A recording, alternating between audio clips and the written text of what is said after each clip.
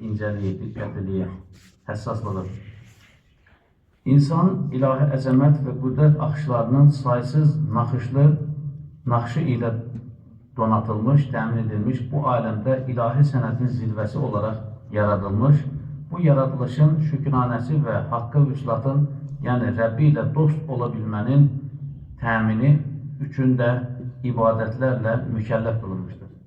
Yəni, ibadətlər bizi Allaha yaxınlaşdırıb, Allaha dost edəcək bir şeylər, vasitələr. Cenab-ı Haq bir çox ayət kəlmədə insanın əbədi xüsrandan qurtula bilməsi və qəlbi səlim, qəlbi munib və nəfsi mutmainnəyə nail ola bilməsi üçün əməl-i salihlərə sarılmasını əmr etmişdir.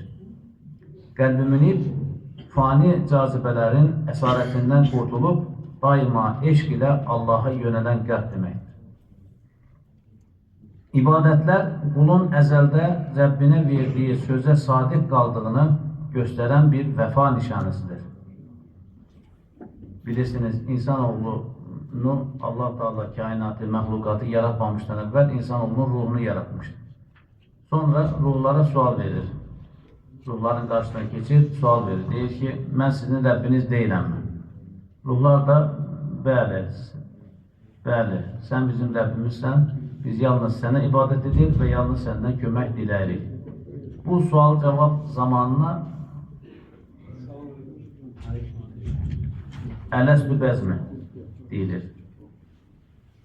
Ələstü bəzmi. Yəni biz orada ruhlarımız Allah-u Teala'ya nə inəyib? Allah-u Teala'nın varlığını, Allah olduğunu qəbul edib. Bu dünyaya gəldikdən sonra da ibadətlər eləyərsə, Rəbbinə verdiyi sözün üzərində durmuş olur. Mümini Cenab-ı Haqqa yaxınlaşdıran vüslat dəmləridir. Digər tərəfdən ibadətlər insanoğlunun ölüm irəlisinin qeydi və əndişəsindən azad edilə biləcək ən müəssir şifa, hüzur və təsəlli qaynağıdır. Qəlbi müvazinə və səlamətin təmini və qulluğun səviyyə qazana bilməsi üçün də zəruri bir feyz mənbəyidir. Dolayısıyla ibadətlərimiz üzərində çox titizlik, yəni diqqətlilik, incəlik göstərməyimiz və həssas olmağımız gerəkən mövzuların başında gəlməkdədir. Əhəmiyyətinə görə öncəliklə dəstəmaz xüsusunda diqqətin lüzumuna təmas etmək gərəkməkdədir. Çünki dəstəmazda göstəriləcək itinasızlıq, yəni diqqətsizlik, laqeydlik və ehmallar onun arxasında edilən ibadətlərdə də o nisbətdə mənfi bir surətdə əks edər. Necə ki, bir dəfəsində Rasulullah sallallahu aleyhi və səlləm namazını qıldırmışdı, sabah namazını qıldırmışdı. Namazda Rum surəsini oxuyarkən qismən yanılmalar oldu.